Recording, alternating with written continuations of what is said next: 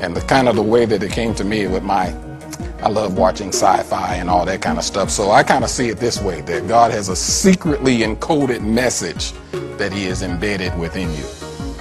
That while he was forming you and fashioning you, he also kind of threw in some messages and coding there about what he wants to do with you. And don't give up on the dream that God has placed within you. It's going to require some discernment.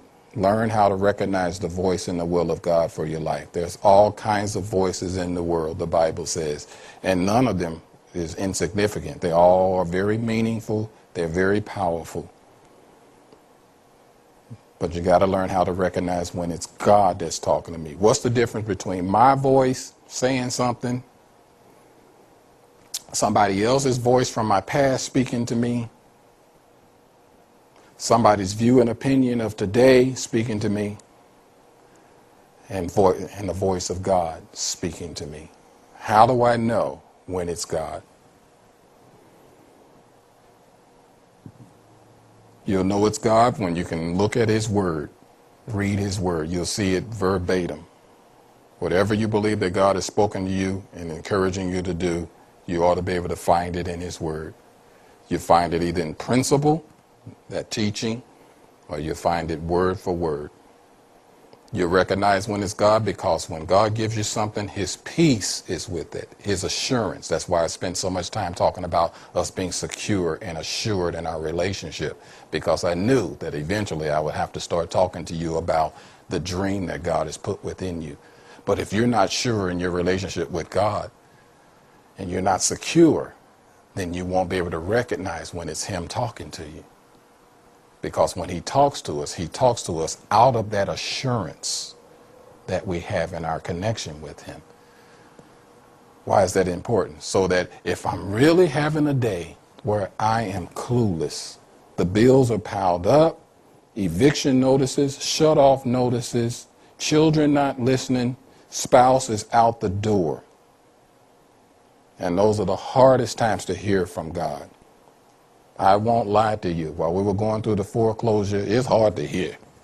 All I hear is get out, get out, get out, get out the house, get out. It's hard to hear from God because what I hear is disappointment, embarrassed. How can you be a pastor in Harrisburg and be encouraging everybody else to live for God and you losing your house?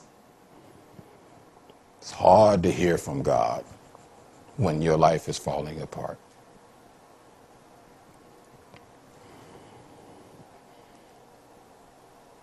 So all you got is your relationship with him.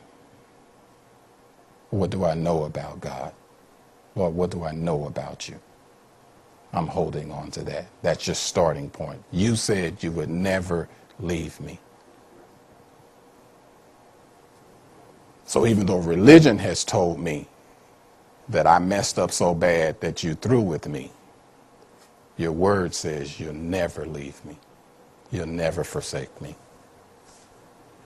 Lord, what do you want to do? I'll start today.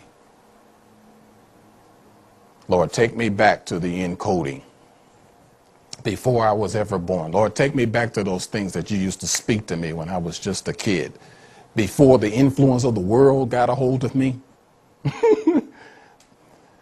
Isn't it amazing how we could dream before we knew about bills? When you were just running and playing and had no idea how much nothing cost.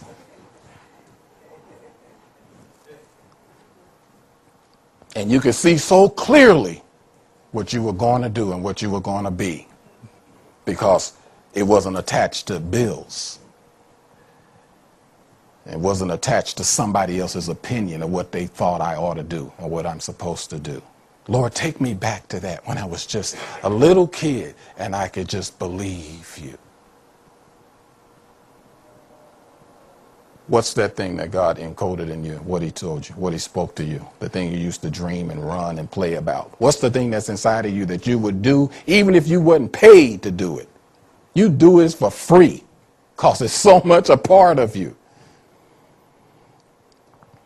What is it? Come on, take a moment right now. Say, Lord, take me back. Take me back. I received that.